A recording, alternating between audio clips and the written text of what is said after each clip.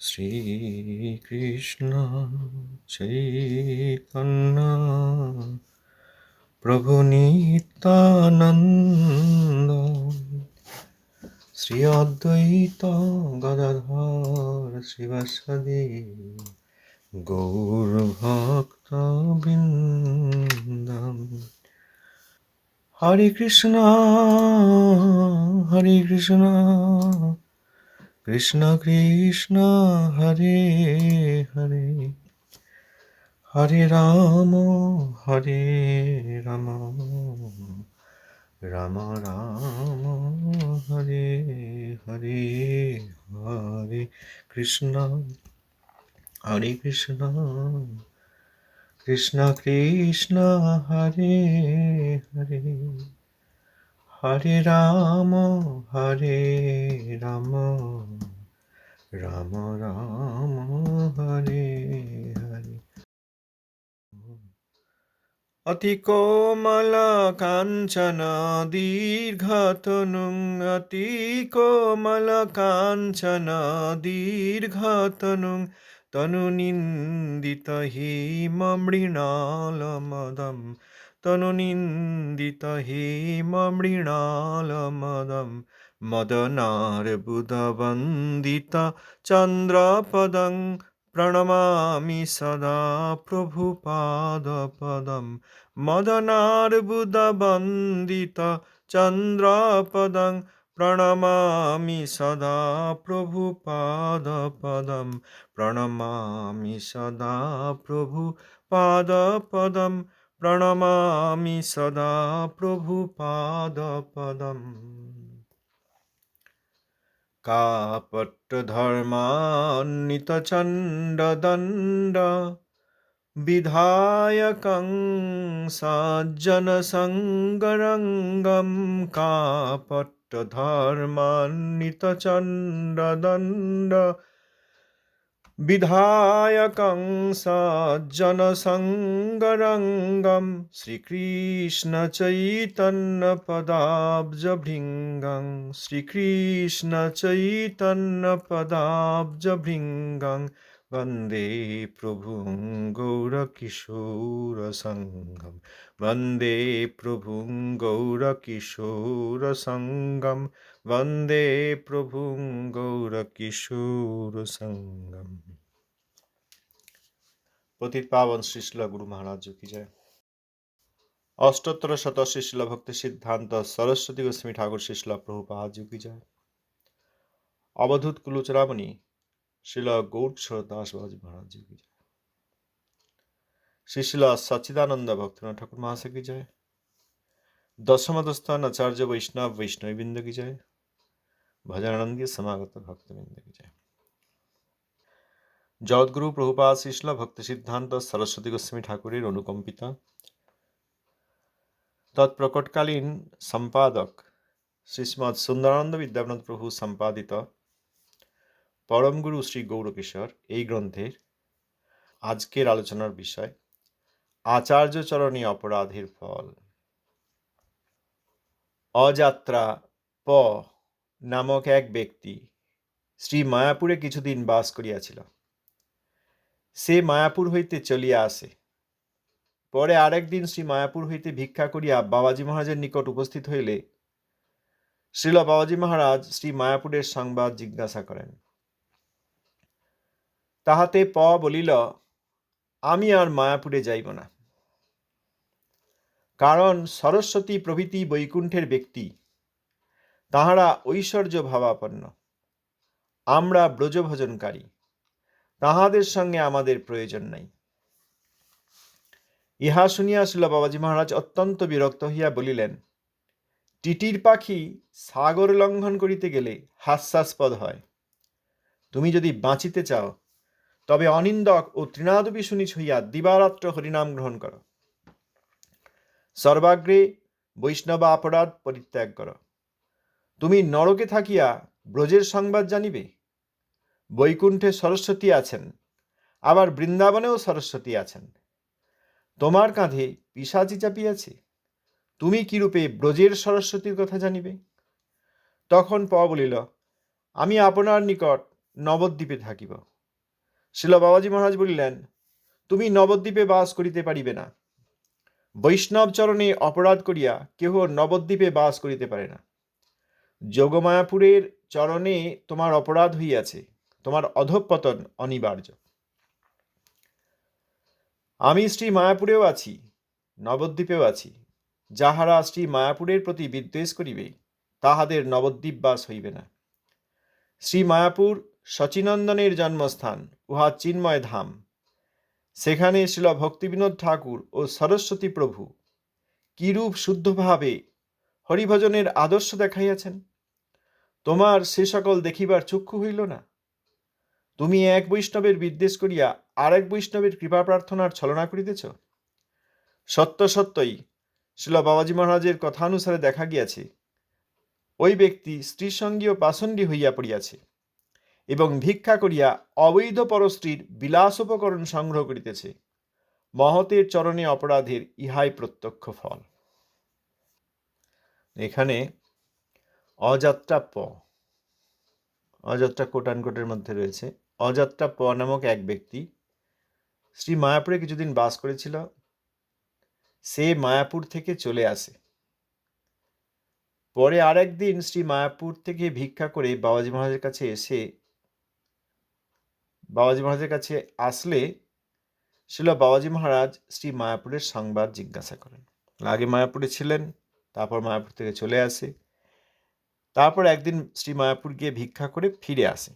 ফিরে আসলে বাবাজি মহারাজের কাছে আসলে বাবাজি মহারাজ তাকে শ্রী মায়াপুরের সংবাদ জিজ্ঞাসা করেন। বাবাজি মহারাজ যখন জিজ্ঞাসা করলেন শ্রী মায়াপুরের কথা, তখন সেই প বলল, আমি আর মায়াপুরে যাইব না, আমি আর মায়াপুর যাব না। কারণ সরস্বতী প্রভৃতি বৈকুণ্ঠের ব্যক্তি। প্রভুপাদ ছিল সরস্বতী গোস্বামী ঠাকুর, তাঁকে বলছেন উনি বৈকুণ্ঠের ব্যক্তি। তাঁরা ঐশ্বর্য ভাবাপন্ন, অর্থাৎ বৈকুণ্ঠের ঐশ্বর্য সেবা করেন। প বলছে আমরা ব্রজ ভজনকারী, অর্থাৎ মাধুর্যের ভজনকারী, তাঁদের সঙ্গে আমাদের কোনো প্রয়োজন নেই। এইটা শুনে শিল বাবাজি মহারাজ অত্যন্ত বিরক্ত হয়ে গেলেন এবং বললেন, টিটির পাখি, ছোট পাখি, টিটির পাখি একটা ছোট্ট পাখি। টিটির পাখি সাগর লঙ্ঘন করতে গেলে হাস্যাস্পদ হয়। টিটির পাখি বেশি দূর বা বেশি উঁচুতে উঠতে পারে না, সাগর অনেক বড়। সাগরে এপার থেকে ওপার যেতে গেলে বড় পাখি যেতে পারে, কিন্তু টিটির পাখির মতো ছোট পাখি, যার অত যোগ্যতা নেই, অধিকার নেই, অতটা উঠতে পারে না, সে যদি সাগর পেরিয়ে যেতে চায় তাহলে হাস্যাস্পদ হয়, সেটা হাসির বিষয় হয়, সে কখনো সফল হয় না। এই উদাহরণ দিয়ে বাবাজি মহারাজ পকে বললেন, তুমি যদি বাঁচতে চাও তবে অনিন্দক ও তৃণাদপি সুনিচ হয়ে দিন রাত হরিনাম গ্রহণ করো। সর্বাগ্রে সর্বপ্রথম বৈষ্ণব অপরাধ পরিত্যাগ করো। এইখানেই তো সব সমস্যা, এইখানেই সব সমস্যা, চারিদিকে বৈষ্ণব অপরাধ। অনিন্দক দেখাই যায় না, অনিন্দক আর প্রকৃত তৃণাদপি সুনিচ দেখা যায় না। এখানে পকে বাবাজি মহারাজ বললেন, যদি তুমি বাঁচতে চাও, অপশনাল নয়, ম্যান্ডেটরি, এসেন্সিয়াল, যদি বাঁচতে চাও তাহলে অনিন্দক হয়ে নিন্দা করো না বৈষ্ণবের, এবং তৃণাদপি অর্থাৎ বৈষ্ণবের চরণে তৃণাদপি। অনিন্দক কার প্রতি অনিন্দক? শ্রী বৈষ্ণবের চরণে অনিন্দক এবং তৃণাদপি সুনিচ, বৈষ্ণবের চরণে তৃণাদপি সুনিচ হয়ে দিন রাত হরিনাম গ্রহণ করো। সর্বপ্রথম বৈষ্ণব অপরাধ পরিত্যাগ করো। বৈষ্ণব অপরাধের ফল বিষময়, তাতে কখনো হরিনাম হয় না। বাবাজি মহারাজ বলছেন, তুমি নরকে থেকে ব্রজের সংবাদ জানবে। বৈষ্ণব অপরাধ করলে নরক হয়। বৈষ্ণব অপরাধী নারকী, সে এখনো পৃথিবীতে আছে দেখা গেলেও অবিলম্বেই তার নরক গমন হবে, এবং নিত্যকালের জন্য নরক গমন হবে, অনন্তকালের জন্য। তার নরকে থেকে তুমি ব্রজের সংবাদ জানবে। সরস্বতী অর্থাৎ প্রভুপাদ, তিনি বৈকুণ্ঠেও আছেন।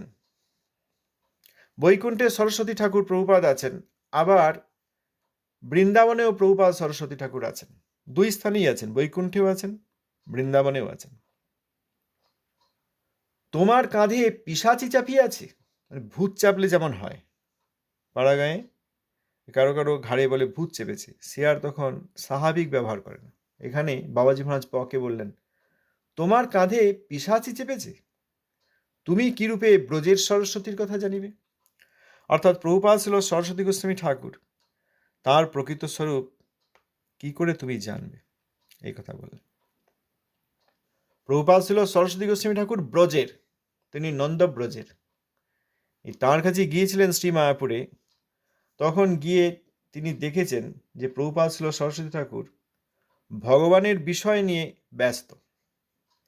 কিন্তু এইসব ব্যক্তি, পয়ের মতো ব্যক্তি, যারা ফল্গু বৈরাগী, তারা বাহ্যত বিষয় ত্যাগী, কিন্তু যে বিষয় হরি সম্বন্ধী বস্তুর সঙ্গে যুক্ত, সেই বিষয় ভগবানের সেবার বিষয়, সেইটিকে পরিত্যাগ করলে ফল্গু বৈরাগ্য হয়, বরং সেইটির দ্বারা ভগবানের সেবা করলে যুক্ত বৈরাগ্য হয়। এ ধারণা পয়ের নেই, আমাদের অনেকেরই এরকম নেই।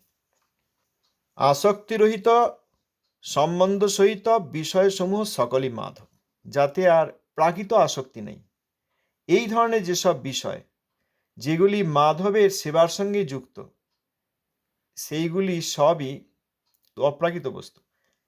এখন প্রভুপাদ ছিল সরস্বতী ঠাকুরকে ইনি গিয়ে দেখে এসছেন, ইনি তো বিষয় কার্যে ব্যস্ত, ইনি তো ঐশ্বর্য ভাবাপন্ন, আর নিজেকে ব্রজভজনকারী মনে করে তিনি প্রভুপাদের চরণে অপরাধ করলেন।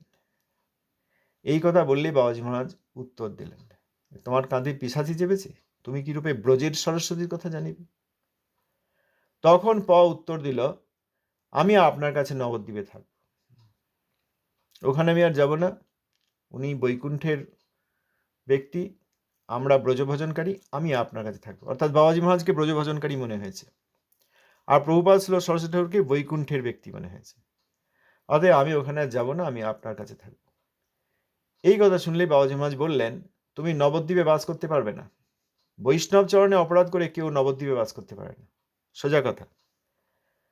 প্রভুপাদ যে উচ্চতার মহাবৈষ্ণব, তিনি গৌড়ীয় গগনের সূর্য, তিনি শ্রী রূপাভিন্ন, তিনি শ্রী রূপানুগণের মধ্যে শ্রেষ্ঠ।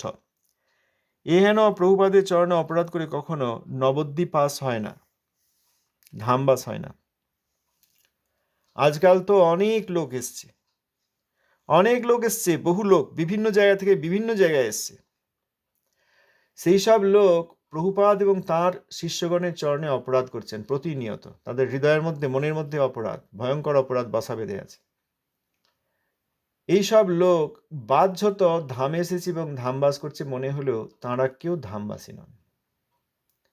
বৈষ্ণব চরণে অপরাধ করলে কেউ ধামে বাস করতে পারেন না।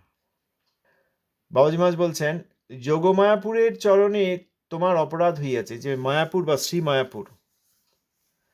মায়াপুর, এবং প্রভুপাদ সেখানে পোস্ট অফিস খুলেছেন, নাম দিয়েছেন শ্রী মায়াপুর, যাতে লোকে প্রাকৃত মায়া না মনে করে। এই জন্য এখানে বাবাজি মহারাজ বলছেন যোগমায়াপুর।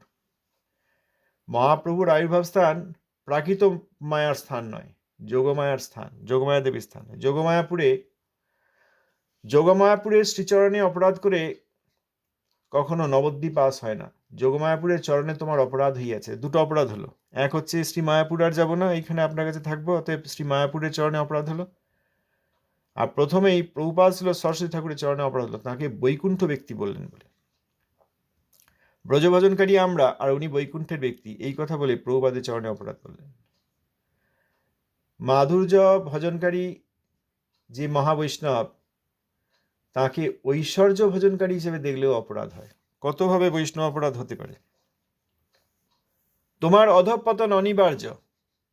তো এই বৈষ্ণব অপরাধ আর ধামাপরাধ যারা করেন, তাদের অধঃপতন অনিবার্য হয়েছে। তাই আমি শ্রী মায়াপুরেও আছি, নবদ্বীপেও আছি। আগে বললেন সরস্বতী বৈকুণ্ঠেও আছেন, সরস্বতী ব্রজেও আছেন।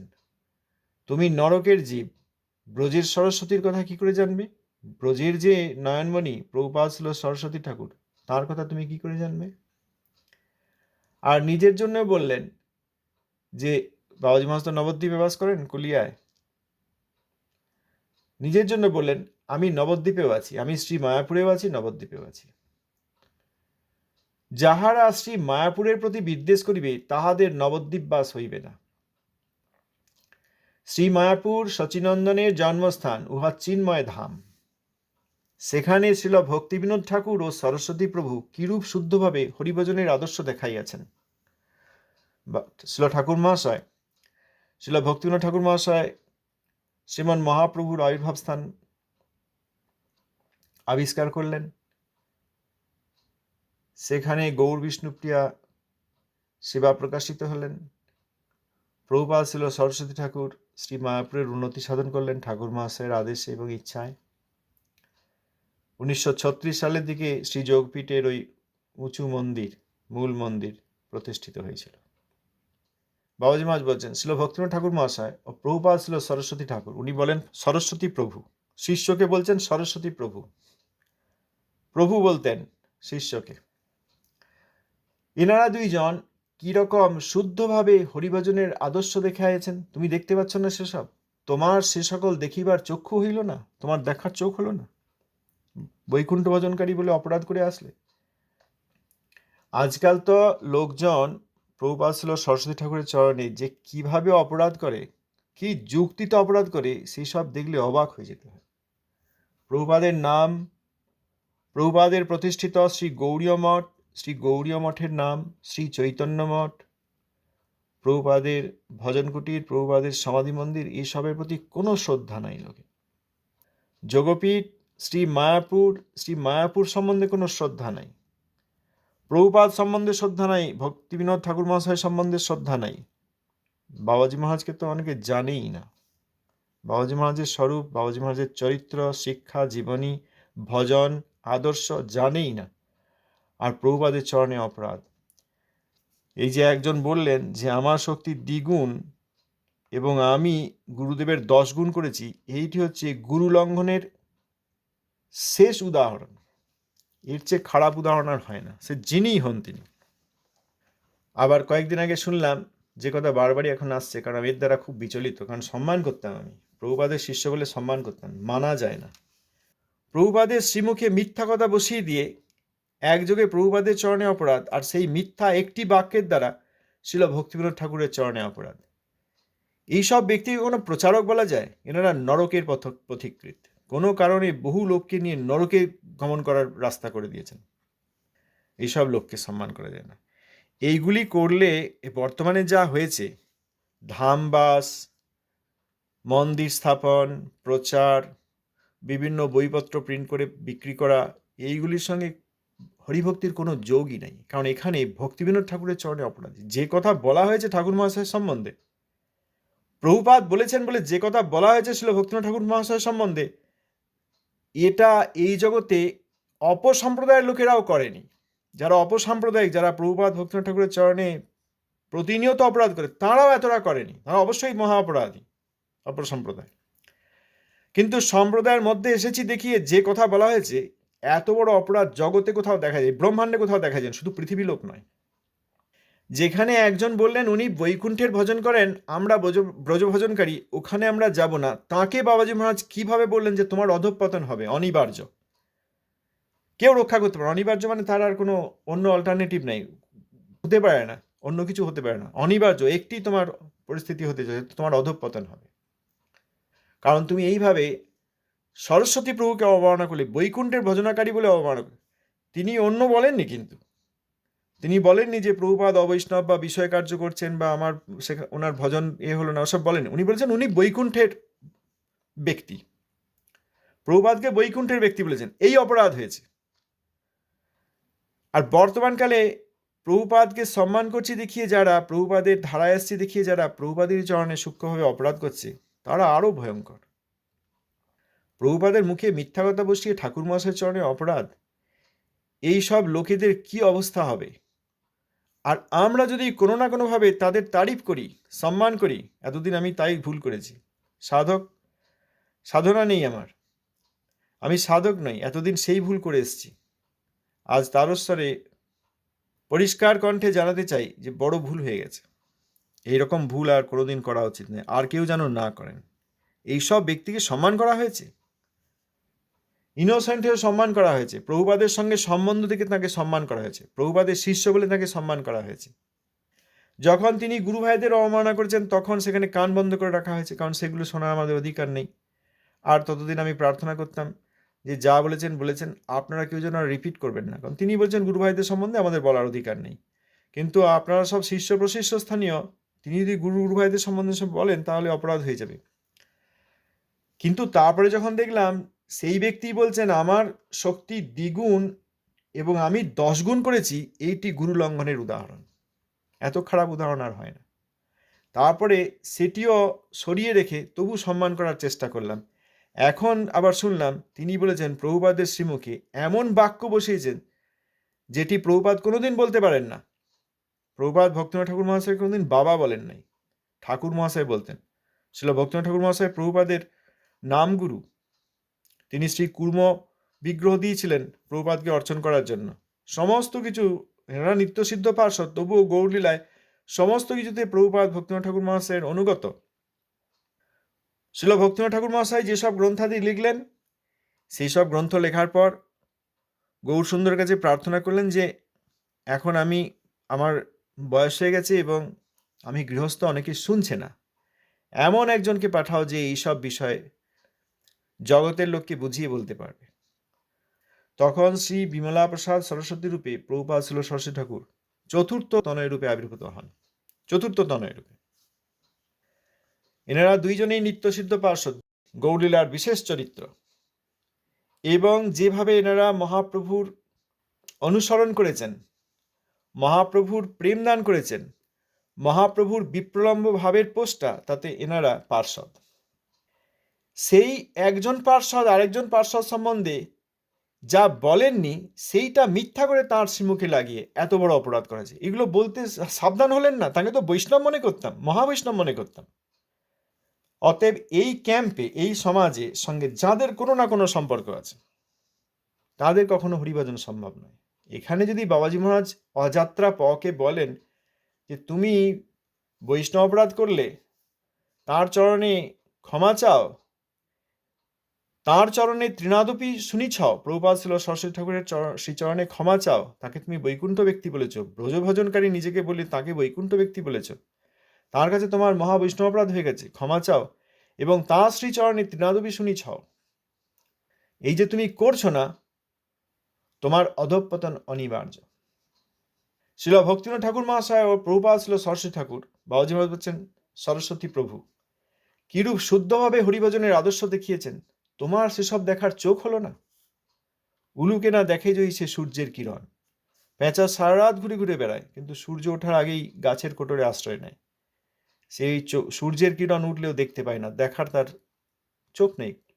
এই ব্যক্তি অযাত্রা তিনি ওই বৈকুণ্ঠ ভজনকারী বলার জন্য তাকে শ্রী বাবাজি মহারাজ বললেন, তোমার ঠাকুর মহাশয় এবং সরস্বতী প্রভু কিভাবে শুদ্ধ হরিভজনের আদর্শ দেখিয়েছেন সেটা দেখার তোমার চোখ হলো না? অন্ধ তুমি এক বৈষ্ণবের বিদ্বেষ করিয়া আর এক বৈষ্ণবের কৃপা প্রার্থনার ছলনা করিতেছ। এখানে আবার প্রভুপাদ ছিল সরস্বতী ঠাকুর সম্পর্কে শিষ্য, গৌরলীলায় বাবাজি মহারাজের শিষ্য, শিষ্যের কাছে অপরাধ করেছেন, তিনি ক্ষমা করলেন না। প্রভুপাদ ছিল সরস্বতী ঠাকুর হেন শিষ্য, সে তো বটেই, নিত্যসিদ্ধ পার্শ্বদ। এক নিত্যসিদ্ধ পার্শ্বদ বাবাজি মহারাজ, তার শিষ্য রূপে অভিনয়কারী প্রভুপাদ ছিল সরস্বতী ঠাকুর। সেই শিষ্যের চরণে অপরাধ করলে তিনি বললেন যে তুমি এক বৈষ্ণবের কাছে অপরাধ করে আরেক বৈষ্ণবের কৃপা প্রার্থনা ছলনা করিতেছ। এইটাই তো হয়েছে আরেক জায়গায়, আর এক জায়গায় বলবো না, এখন সব জায়গাতেই প্রভুপাদের কোনো একজন শিষ্যের যারা শিষ্য প্রশিষ্য, তারা কেবল তাকেই মানছেন, আর প্রভুপাদের অন্যান্য শিষ্যদের আর সম্মান করছেন না। তাদের কি ফল হবে?